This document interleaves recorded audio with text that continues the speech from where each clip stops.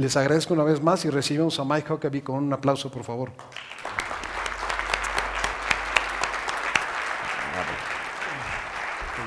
Thank you very much, Jorge. Good morning, everybody. Buenos dias. So many of you might know, tomorrow in the United States is Thanksgiving, which is a major holiday for the United States. And everybody who I've seen has been so apologetic for me being here the day before Thanksgiving because I've traveled here. Well, I got to tell you, first and foremost, it's an honor to be here, to be able to talk about this very important conversation around security. But I'll tell you, I live in Boston, which is very cold right now, so I'm happy to be away from that. But my family is actually in Southern California, so I'm on my way to Southern California. I'll be spending Thanksgiving there. I get there later tonight. But this is one thing you don't know, because I grew up in Southern California. The exciting thing to me isn't necessarily that I get to have turkey tomorrow and all the fixings, and plenty of it, and I will go to sleep early. But what my mom does the day after, which is on Friday, she makes a massive plate of turkey enchiladas. That's my favorite thing about being at my house around Thanksgiving. But now, let's go on to security. As I said, such an incredibly important topic right now. And even when you think about, not only just because you see it in the news every single day, for example, the massive DDoS attacks that happened a few weeks ago, which were utilizing Internet of Things endpoints to be able to mount the attack. The complexity, the way that the adversaries are continuing to mount attacks, for all of us that are in the security realm, in the cybersecurity realm, we have a feeling that we are continuing to lose this war, which means that our approaches, the way we talk about things, and the way that our companies need to think about security need to change. So there's a couple things that we'll talk about today. We're going to start off, and I'm going to talk about some concepts around some major trends around that we see around security. And then we're going to switch. We're going to have a little bit of fun because we're going to be a little more academic and talk about applications of advanced type of compute in cybersecurity realm. But starting off with the trends, we see right now a massive shift in where money is being spent around startup organizations. A number of years ago, I would say 8-10 years ago, most of the venture capitalists that you'd see in the Silicon Valley were investing in organizations that were more around social media. Something to do with Facebook, something to do with Twitter, or something like that. And then something happened in 2011, which I don't think everybody kind of thinks of it this way, but we at RSA do. In 2011, RSA was breached, and it was a very, very publicized breach, and we lost a lot of intellectual property, and we had to face customers around the world who weren't sure if RSA was still a viable company to invest in. But what we found is that was kind of the turning point, a twitch. Something after that started to change, and part of that ended up being the growth in cybersecurity organizations. So we see trend one starting from about 4 to 5 years ago, a massive increase in the number of startup companies around cybersecurity. It's crazy. Actually, I have a couple numbers here for you. In 2014, venture capitalists invested $3.7 billion in startup cybersecurity firms. In 2015, it was $5 billion, with 150 major acquisitions that happened during that time. We're in a space right now where we know that we have around 1,500 cybersecurity firms, and the majority of those, 90%, have less than $20 million in revenue. This means it's incredibly complex, and it's very important to concentrate for organizations around the world to think about which cybersecurity organizations you're going to focus at, and which ones you're going to invest in, and which ones you're going to spend your time and money with. Because here's what we know. We know that most venture capitalists actually invest in organizations for 18 to 24 months. They put up enough capital thinking that they can get those organizations to ramp around that time. And also, every venture capitalist, they're not doing it for free. They're looking at an investment to be able to get money back out. So they're hoping that these organizations will either get acquired or they will go public if they perform that well. Well, what we see in the industry, in last year, one organization has gone public. There's been about 125 acquisitions, but that's what we believe is an unsustainable rate of acquisition. But there's still hundreds and hundreds of cybersecurity firms that are coming into the market, which means that the majority of those won't be able to sustain business. What we find is this. We see organizations now that are creating companies based on features and masquerading those as products. And I'll give you a specific example. We're about to talk about it in a few minutes. Machine learning. The idea of machine learning has been around for a long time, which I'll talk about it again in a few minutes. But the interesting thing about it is that it's not really a standalone product, but there are organizations and startup companies that are trying to create this as a standalone product. User and entity behavioral analytics, this subset of overall behavioral analytics, has now become a hot topic, and there are organizations that are trying to build a product around what we think is a feature of the type of security organizations who gathers data that you can actually apply that type of compute on top of. So it's very, very different when you think about that, is because the venture capitalists are so interested in focusing at cybersecurity organizations, they're not thinking about the viability necessarily of the business in the long term if they have a key term that is hot in the marketplace, like UBA, like machine learning. And what that leads into then is that you have these products that are masquerading as companies. So ask yourself a very specific question. What do you expect from an organization that you partner with, that you purchase from? It's not just the product, right? Out of all the investment you make with all the technology companies across every single part of your business, from infrastructure to business continuity to storage, on and on and on, security being one of those pieces, you expect certain things from a company. You expect support. You expect people that are on the ground to be able to help you and answer questions. You expect a financial model that hopefully takes you into the future, because in 3 years, if you invest today, you still want somebody to stand behind that product. Well, today, again, in the cybersecurity world, with the organizations that are coming in, you don't have the same confidence that you're going to have that. And finally, you have these companies then that are masquerading as businesses in this way. As each one of these companies that are trying to create a new market, they don't have a legacy or a proven track record or a showing of how their growth has actually helped to the point that they're going to be able to drive forward into the future.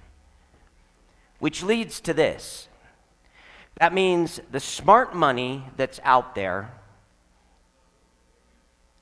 probably even more so than you would think, those organizations that provide platforms that your organizations can invest in, that you know have a proven profitable model, are the ones that are going to get the bulk of the money that you're going to be spending.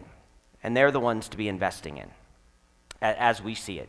So huge major trend that we see in the market that we have to address every single day. The other major trend that I'll talk about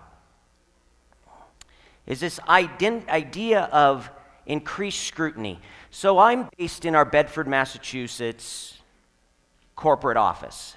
And we have an executive briefing center that is there. And we bring in customers all the time. And quite often we ask a simple question when the customer comes in. And we say, how has your security conversation in your organization changed over the last 18 months? How has your conversation changed over the last 18 months? Leads into a common answer. The common answer is we have to present in front of the board more often. We have to be able to articulate our security posture in front of our board, in front of the C-suite, more often than we ever had to in the past. I'm being asked questions on how well protected our organization is more often than we ever have in the past. I get that validated on a daily basis from the customers who come into us. And yet, we continue to focus not so much on that the security professionals are having to have that message to the board. Instead, we continue to try to figure out the next quick fix for the security issues we face today. So that conversation, that question, then leads into a conversation that looks like this. If security is now a board-level topic, the greatest challenge that security professionals have today, the leaders of security from the Chief Information Security Officer on down, the biggest challenge they have is how do we have an intelligent discussion with the board around security? How do we translate the information the things that we do day in and day out to be able to protect the business, the way that we try to keep in front of the adversaries that are coming in every single day? How do we translate that to something that makes sense to a business that's trying to grow revenue, that's trying to preserve margins, that's trying to increase customer satisfaction, that's trying to maybe change the world with new products and services that they might be delivering? So how do you translate what is super important conversation? We term this the gap of grief. As we talk to these security professionals, they talk about this gap of grief that they have to be able to try to jump over. And knowing that every single day they're having to manage firewalls, VPNs, IPS, IDS, if you look at traditional security products. And then the future of visibility and SIM and endpoint protections, the other things that we're doing as well, translate those things that are happening. How did that DDoS attack happen? When the board is asking different questions, tell me how bad it is. What was taken? Can you tell me exactly what was taken? And what are my implications? What are the things that are going on? What am I going to have to prepare for? How is this going to impact my overall organization? What is the damage that I need to be able to manage through? Those are the questions. And this is the biggest challenge we have in our time. And that's why we talk about thinking of security in a very different way. In a way that the term that's being used is business-driven security. The idea that the security that you're presenting, that you're talking to every single day in your organization, has business thought around it. And if I can, it looks like this. It's the marrying of these types of concepts. One being security exclusion. That means, how do I keep bad guys out of the environment? To security inclusion, how do I make sure that I'm allowing the people the right rights and access and availability to do what they need to do for the business? And how do I make sure that I embed analytics inside of that? Analytics that allows me to have insights into what's going on so I can be prepared and be in front of any type of incident that might happen. Then take that analytics and make sure that I'm automated, that I have orchestration around that so my business can take value out of it, and that I'm embedding all of that information with contextual intelligence so that I'm getting the right understanding of a simple key concept in security, which is risk. Which means that a clear focus of organizations in a business-driven security realm is, what is my risk? What does risk look like to me and to my organization? And then how do the plans that we've had in place in those concepts, security, inclusion, exclusion, analytics, orchestration, and contextual intelligence, how these things come together to give me a clear view to answer those questions. How bad is it? What's taken? And what's the damage? This is the challenge of our time. And I know that many here in the audience may not be security focused in their jobs. But one thing that we know is that right now security is everybody's job. So many organizations are spending an inordinate amount of time talking across the whole organization, educating on their own personal influence and responsibility for security inside of organizations. And we see that every single day as well. So even though you may not be focused at security in your job, know that the concepts here and this idea of how do I translate not just, for all of you who have secure ID tokens, the secure ID token to authenticate who I am to my VPN, but it's how my business is actually being, what's the risk, and then how it's actually being protected and preserved because of what we put into it. Again, that's business-driven security with business-driven kind of mindset. At the end of the conversation, I think we'll have a little bit of questions, so if there's anything there that we can chat about in regards to any questions that you have around the business-driven security and that mindset, we'd be happy to be able to address it. But from here, like I said, we get to have a little bit of a fun conversation, which is we'll take it to a little bit more maybe academic in its way.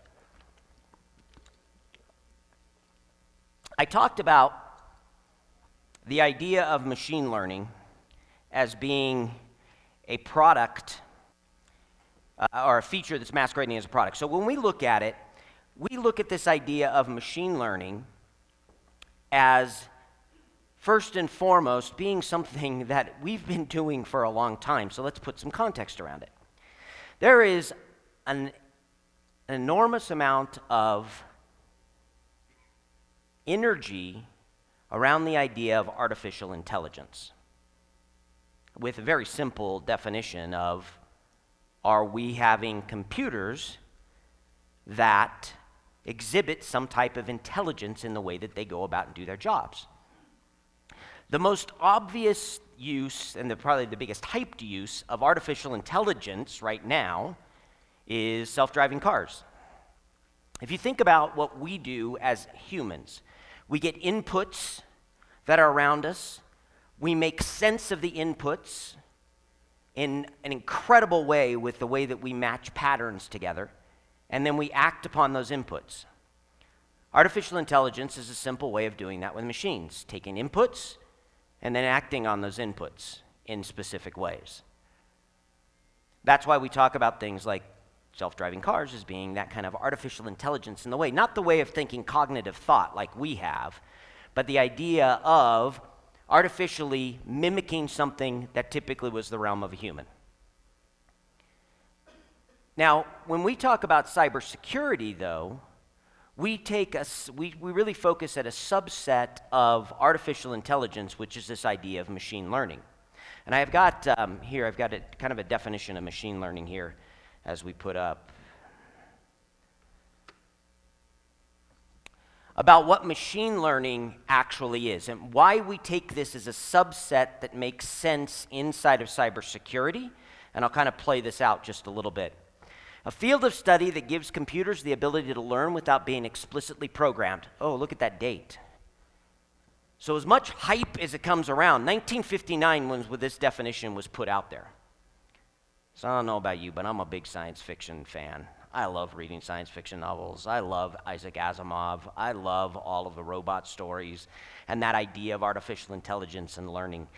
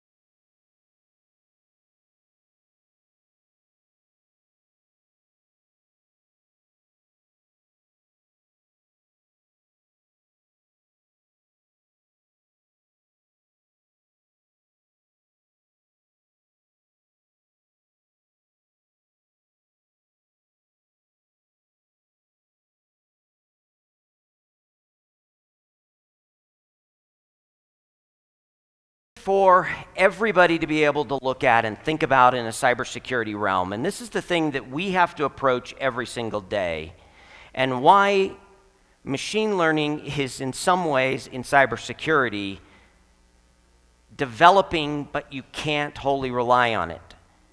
And that's because the adversary changes all the time. And what we're not doing yet in cybersecurity is being able to predict the change in the adversary. The adversary, as I look at it, most of this problem that we have in cybersecurity today is about humans. It's about humans with bad intent attacking and humans with good intent trying to protect, using the same tools in many cases on both sides. So if the attackers notice that you might be doing something different to protect your systems, they're going to change. And that means your data and some of the predictions you come may change as well because you're not adapting to it.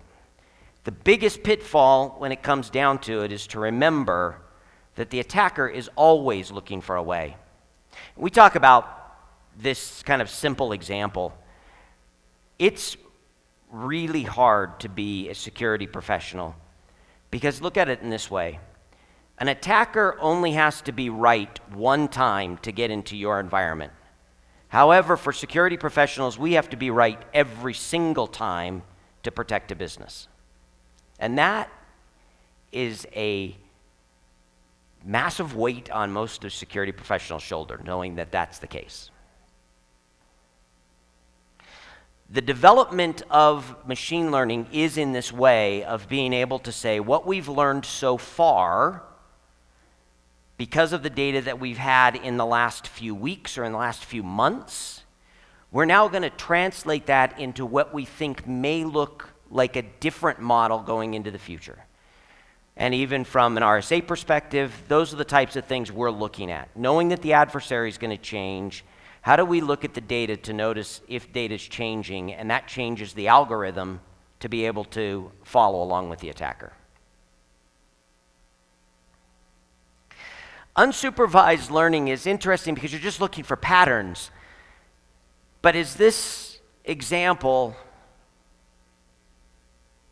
in security, most interactions, actions, transactions are good.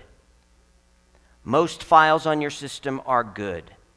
Most of the people who are authenticating to your applications are good. It's the small amount that aren't good.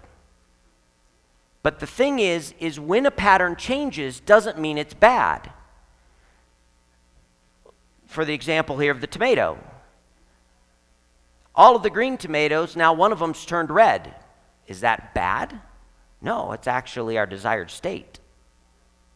But that's the idea we get all wrapped up in, that we're looking for the anomaly, when the anomaly doesn't necessarily mean it needs to be bad. And that's the big pitfall of this.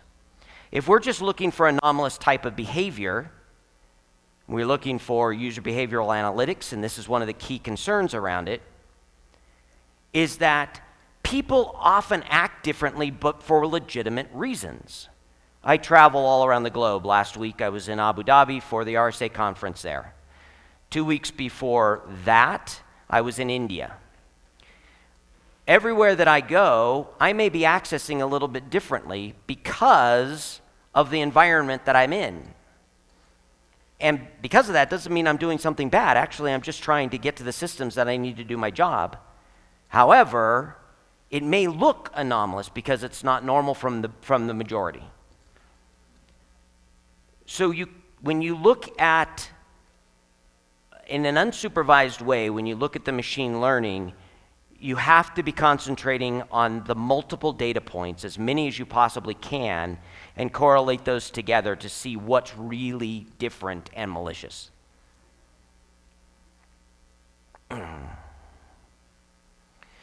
Deploying machine learning into an environment, into your environment or into anyone else's, whether it's security related or something else, it can't work in a vacuum. Artificial intelligence can't work in a vacuum.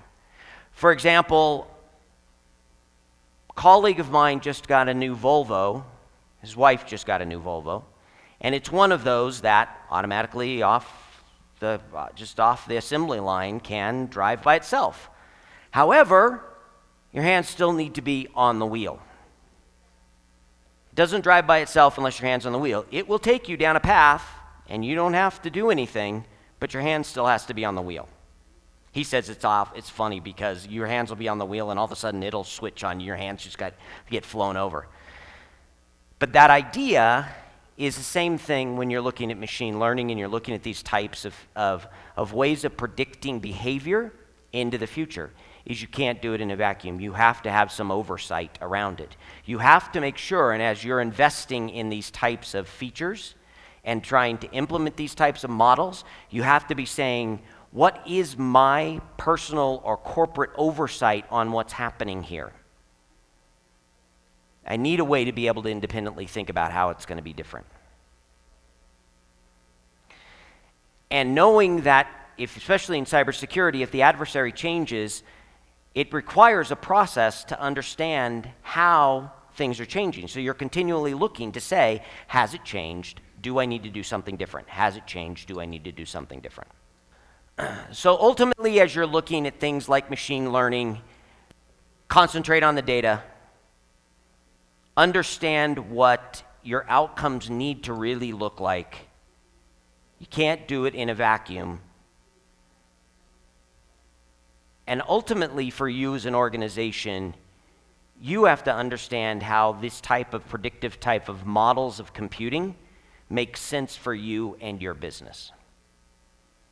And when it comes back to the future of cybersecurity and looking at things in a business-driven way, the actual promise, and one of the reasons why we spent so much time here just giving a little bit of a fun education around machine learning and cybersecurity, is that these advanced compute type of models and the predictions that are being placed out there are ultimately going to help you prove to that board how well you're doing protecting your organization. At least that's the promise of it. The question was, how do you provide business context to the elements of security? For example, correct me if I'm wrong in what I'm saying here. If we're getting information into the business that is giving us clues around maybe an incident or an attack on an organization, say there, how do I get business context to make sure, is this important or not? For example, in most financial institutions, there is a level of risk that is accepted. There is a level of fraud that is accepted because it's part of the business model. I know that I'm going to have this level of fraud.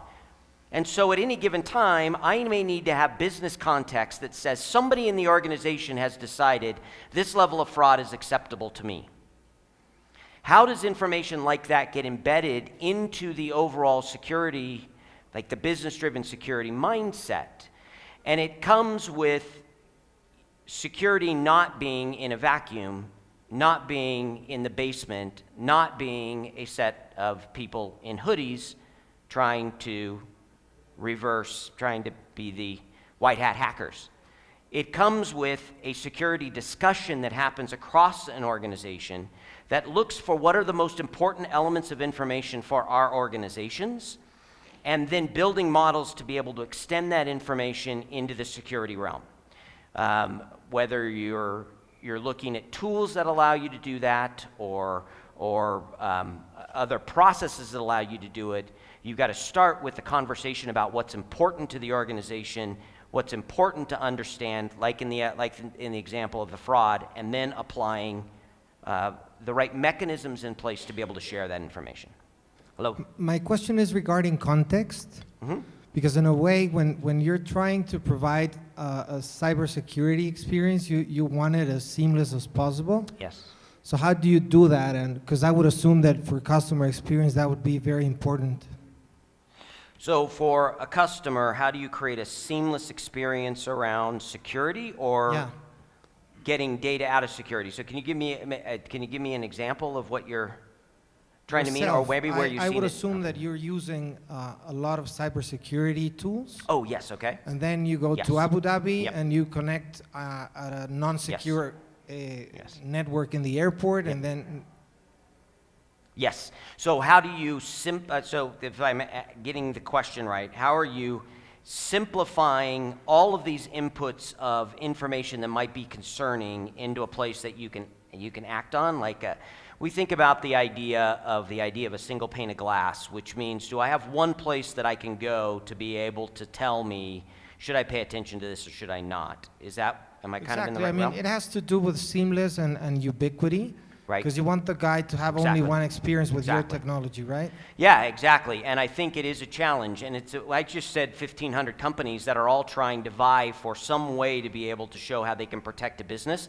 Can you imagine investing in 1,500 companies and having 15 different kind of interfaces to get into that? So when it comes down to it, your organizations are going to make decisions on standard platforms to be able to provide that kind of context. And it probably means establish security vendors who have built a suite of products that provide some of that context. What you want to look for is first a basis of, do I have a strong organization that has a platform that I can pull information into? And then is it extensible to be able to take in business context from other places? There's a bunch of different ways that you can kind of look at it. I kind of look at the idea of risk first, and then the platform of how I need to be sharing information across an organization, and then to see if my security tools can pull into that main system that I use to process. How do I understand risk? How do I share risk? How do I get an understanding of risk in my environment? And now can I take context into that? Now, there are specific jobs that may need very specific interfaces. If you're an incident response person, for example, RSA has a group called the Anti-Fraud Command Center. It sits in Israel. And if you look at the tools that that team uses to understand if there is fraud going on, it's varied. They get a single view of incidents that are coming in from all the different organizations who take part in the Anti-Fraud Command Center. But when it comes to their specific nature of their job, they have very specific tools. They then feed that information back up into their center console to capture information that they've built. But there has to be some marry between what the organization needs to look at and what the individual needs to do as a cybersecurity professional. I guess every single organization is going to have a tolerance for their own risk about technologies. And I am inquisitive. I like to know what those technologies are and what they're doing and how they're working. However, when it comes down to it, you have a business to run first, and you have to understand, do you understand what risk your business is up against first? What are the key areas of concern do you have that you need to be able to shore up in regards to getting automation, understanding how you do risk, how you get visibility across things that are happening in your environment, and these things coming together? Do you have a solid platform of understanding how you're managing risk in your environment? At that point, how do you apply new technologies to be able to extend your business? Because one of the things that we talk about with business-driven security, that kind of idea is that how do you enable a business with security? So you're talking about voice biometrics. That idea may have way more applicability to an organization outside of security. And if that's the case, then in your main business model, is this something that can help us be a better company? Can it drive revenue? Can it increase customer satisfaction? So I say, you've got to understand your risk first and put a platform together there. Then start looking at technologies that fit into the platform that you're in, even if they're cutting edge, but make sure that they're helping you make your business better.